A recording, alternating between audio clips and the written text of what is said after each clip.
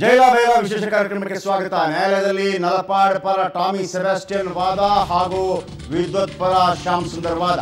11 ಗಂಟೆ 11 ನಿಮಿಷಕ್ಕೆ ವಿದ್ಯುತ್ ಮತ್ತಿಬ್ಬರು ಕೆಫೆಗೆ ಬಂದಿದ್ರಂತೆ. 11 ಗಂಟೆ 12 ನಿಮಿಷಕ್ಕೆ ಆರೋಪಿಗಳು ಕೆಫೆಗೆ ಹೋಗಿದ್ದಾರೆ. 11 ಗಂಟೆ 16 ನಿಮಿಷಕ್ಕೆ ಆರೋಪಿಗಳು ಹೊರಬಂದಿದ್ದಾರೆ. 2-3 ನಿಮಿಷದಲ್ಲೇ ಭಾರಿ ಹೊಡೆದಾಟ ನಡೆದು ಹೋಯಿತು. ಕೆಫೆಯಲ್ಲಿ 2-3 ನಿಮಿಷದಲ್ಲಿ ಎಲ್ಲ ಘಟನೆಗಳು ನಡೆದು ಹೋಗಿವೆ. ಮೊದಲು ಪಂಚ್ ಮಾಡಿದ್ದೆ ವಿದ್ವತ್ ಅಂತ ಸೆಬಾಸ್ಟಿಯನ್ ಅವರು ಹೇಳ್ತಾ ಇದ್ದಾರೆ. ಟಾಮಿ ಸೆಬಾಸ್ಟಿಯನ್ ಅವರು ನ್ಯಾಯಾಲಯದ ಮುಂದೆ ಹೇಳ್ತಾ ಇದ್ದಾರೆ. ನಲಪಾಡ್ ಪರ ಟಾಮಿ ಸೆಬಾಸ್ಟಿಯನ್ ವಾದ. ಹಾಗಾಗಿ ಅವರು ಹೇಳೋ ಪ್ರಕಾರ ನಲಪಾಡ್ ಯಾವುದೇ ಹಲ್ಲೆ ಮಾಡಲಿಲ್ಲ, ಫಸ್ಟ್ ಹಲ್ಲೆ ಮಾಡಿದ್ದೆ ವಿದ್ವತ್. ಎರಡನೇ ಆರೋಪಿ ಕೂಡ ಪೊಲೀಸರಿಗೆ ದೂರು ನೀಡಿದ್ದಾನೆ, ಅದು ಕೂಡ ವಿದ್ವತ್ ವಿರುದ್ಧ ಎರಡನೇ ಆರೋಪಿ ದೂರು ನೀಡಿದ್ದಾರೆ. ತಡರಾತ್ರಿ ಊಟಕ್ಕೆಂದು ಫರ್ಜಿ ಕೆಫೆಗೆ ತೆರಳಿದ್ರು. ಹಲ್ಲೆಗೆ ಯಾವುದೇ ಶಸ್ತ್ರಾಸ್ತ್ರಗಳನ್ನು ಬಳಸಲಾಗಿಲ್ಲ. ಎರಡು ಕಡೆಯವರ ಮಧ್ಯೆ ಮಾತಿನ ಚಕಮಕಿಯಾಗಿದೆ ಅಷ್ಟೇ. ಬಿಯರ್ ಬಾಟಲ್, ನೀರಿನ ಬಾಟಲ್, ಐಸ್ ಜಗ್ ಇಷ್ಟರಲ್ಲೇ ಹಲ್ಲೆ ನಡೆಸಲಾಗಿದೆ. ಐಸ್ ಜಗ್ ಒಂದನ್ನು ವಶಕ್ಕೆ ಕೂಡ ಪಡೆಯಲಾಗಿದೆ. ಜಗಳದ ವೇಳೆ ವಿದ್ಯುತ್ ಕೆಳಗೆ ಬಿದ್ದಿದ್ದಾನೆ. ಮಹಜರ್ನಲ್ಲಿ ಬಾಟಲ್ ಚೂರು ವಶಕ್ಕೆ ಪಡೆಯಲಾಗಿದೆ. ನಲಪಾಡ್ ಪರ ಟಾಮಿ ಸೆಬಾಸ್ಟಿಯನ್ ವಾದ ಮಂಡಿಸ್ತಾನೆ ಇದ್ದಾರೆ. ನಲಪಾಡ್ ವಿರುದ್ಧ ದಾಖಲಾಗಿರುವ ಕೇಸ್ ಸುಳ್ಳು, ಇದೊಂದು ರಾಜಕೀಯ ಪ್ರೇರಿತ ಪ್ರಕರಣ.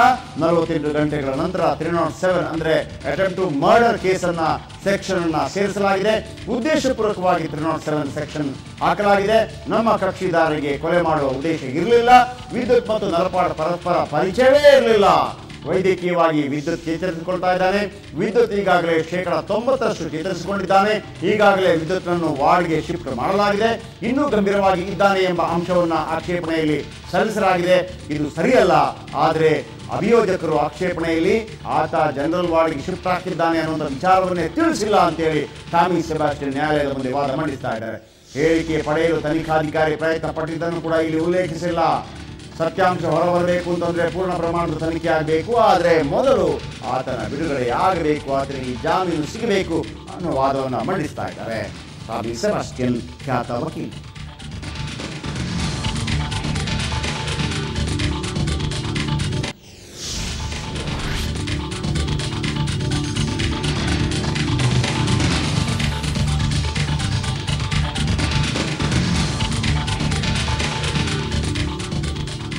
ವೀಕ್ಷಕರೇ, ಬಹಳ ಮುಖ್ಯವಾಗಿ ಇಲ್ಲಿ ಗಮನಿಸಬೇಕಾಗಿರೋದು ಮೊಹಮ್ಮದ್ ನಲಪಾಡ್ ಪರವಾಗಿ ನಿಮ್ಮ ಸ್ಕ್ರೀನ್ನ ಬಲಭಾಗದಲ್ಲಿದ್ದಾರೆ ನೋಡಿ. ಟಾಮಿ ಸೆಬಾಸ್ಟಿಯನ್ ನಲಪಾಡ್ ಪರವಾಗಿ ಅವರು ವಾದ ಮಂಡಿಸ್ತಾ ಇದ್ದಾರೆ. ಅವರು ವಾದ ಮಂಡಿಸ್ತಾ ಇರುವಂಥದ್ದು ಇವರಿಬ್ಬರ ನಡುವೆ ಯಾವುದೇ ಪರಿಚಯ ಇರಲಿಲ್ಲ. 11:11ಕ್ಕೆ ವಿದ್ಯುತ್ ಬಂದಿದ್ದ. ಅದಾದ ನಂತರ ನಲಪಾಡ್ ಬಂದಿದ್ದರು. ಬೇರೆ ಯಾವುದೋ ಕಾರಣಕ್ಕಾಗಿ 2-3 ನಿಮಿಷಗಳ ಒಳಗಾಗಿ ಅವರ ನಡುವೆ ಜಗಳಗಳು ನಡೆದು ಹೋಯಿತು.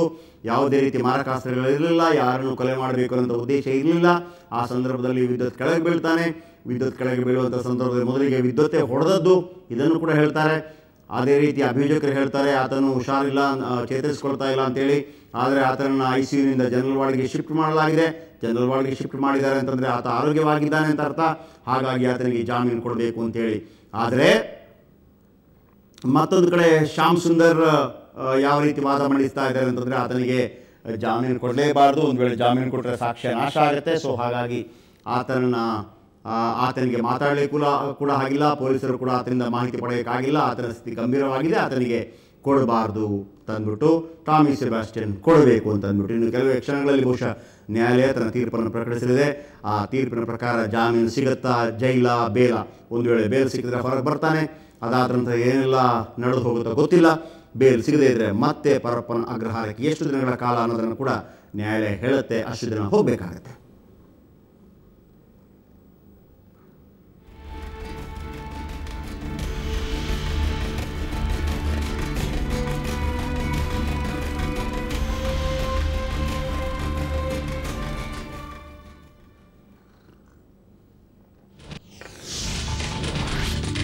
ವೀಕ್ಷಕರೇ, ಗಂಭೀರವಾಗಿ ಗಾಯಗಳಾಗಿರುವ ವಿದ್ಯುತ್ ಇನ್ನೂ ICUನಲ್ಲೇ ಇದ್ದಾನಂತೆ. ICUನಲ್ಲೇ ಚಿಕಿತ್ಸೆ ಪಡೆಯುತ್ತಾ ಇದ್ದಾರಂತೆ. ಪ್ರಕರಣದ ತನಿಖಾಧಿಕಾರಿಗಳು ಇನ್ನೂ ಹೇಳಿಕೆ ಪಡೆಯಲಾಗ್ತಾ ಇಲ್ಲ.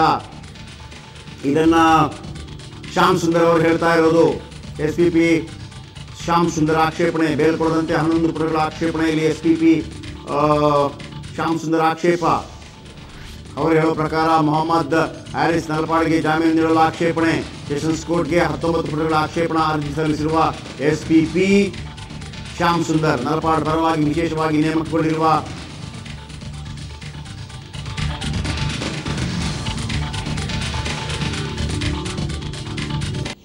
ವಿದ್ಯುತ್ ಪರವಾಗಿ ನೇಮಕಗೊಂಡಿರುವ ವಿಶೇಷವಾಗಿ ನೇಮಕಗೊಂಡಿರುವ SPP ಯಾರೊಂದಿಗೆ ಮಾತನಾಡುವ ಸ್ಥಿತಿಯಲ್ಲಿ ತಲುಪಿರುವಂಥ ವಿದ್ವತ್ ಅವರಿಂದ 11 ಪುಟಗಳ ಆಕ್ಷೇಪಣೆ ಸಲ್ಲಿಕೆ, ಯಾವುದೇ ಕಾರಣಕ್ಕೂ ಜಾಮೀನು ಕೊಡಬಾರದೆಂದು SPPಯ ವಾದ.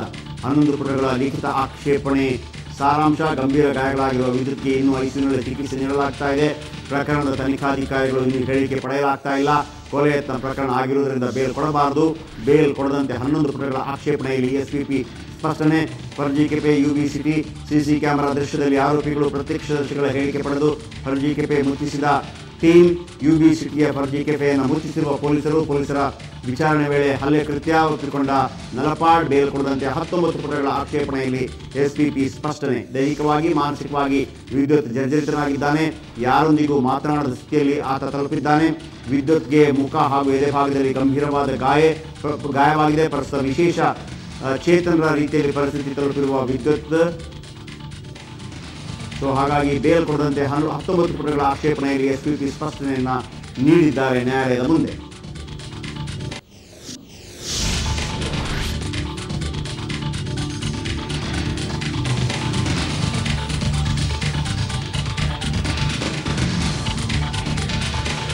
ಯಾವುದೇ ಕಾರಣಕ್ಕೂ ನಲಪಾಡಿಗೆ ಜಾಮೀನು ಕೊಡಬಾರದು ಅಂತೇಳಿ SPP ಶ್ಯಾಮ್ ಸುಂದರ್ ಅವರು. ಬೇಲ್ ಕೊಟ್ಟರೆ ಏನಾಗುತ್ತೆ ಗೊತ್ತಾ? ಆಗ ಆರೋಪಿಗಳಿಗೆ ಜಾಮೀನು ಕೊಟ್ಟರೆ ಜೀವ ಬೆದರಿಕೆ ಸಾಧ್ಯತೆ ಇದೆ. ಪ್ರಕರಣದ ಮೇಲೆ ಪ್ರಭಾವ, ವಿದ್ಯುತ್ಗೆ ಮತ್ತೆ ಜೀವ ಬೆದರಿಕೆ ಸಾಧ್ಯತೆ ಇದೆ ಅಂತೇಳಿ SPP ಶ್ಯಾಮ್ ಸುಂದರ್ ಅವರು ವಿದ್ಯುತ್ ಪರವಾಗಿ ವಾದವನ್ನು ಮಂಡಿಸ್ತಾ ಇದ್ದಾರೆ. ಪ್ರಕರಣದಲ್ಲಿ ವಿದ್ಯುತ್ನನ್ನು ಮತ್ತಷ್ಟು ಜರ್ಜರಿತಗೊಳಿಸುವ ಸಾಧ್ಯತೆ ಇದೆ. ಆದ್ದರಿಂದ ಆರೋಪಿಗೆ ಜಾಮೀನು ಬೇಡವೆಂದು SPP ಲಿಖಿತ ಸ್ಪಷ್ಟನೆ. ನಲಪಾಡಿಗೆ ಏಕೆ ಜಾಮೀನು ಕೊಡಬಾರದು ಅನ್ನುವಂಥ ರೀತಿಯಲ್ಲಿ ಅವರು ಲಿಖಿತ ವಾದವನ್ನು ಮಂಡಿಸ್ತಾ ಇದ್ದಾರೆ. ನೀವು ಕೊಡಲೇಬಾರದು, ನಲಪಾಡಿಗೆ ಯಾವ ಕಾರಣಕ್ಕಾಗಿ ನೀವು ಕೊಡಬಾರದು ಅಂತಂದರೆ ಎಲ್ಲ ಕಾರಣಕ್ಕಾಗಿ ಆತ ವಿದ್ಯುತ್ನ ಮೇಲೆ ಮತ್ತೆ ಜೀವ ಬೆದರಿಕೆ ಹಾಕುವಂಥ ಸಾಧ್ಯತೆ ಇದೆ ಅನ್ನುವಂಥ ವಾದವನ್ನು ಮಂಡಿಸ್ತಾ ಇದ್ದಾರೆ.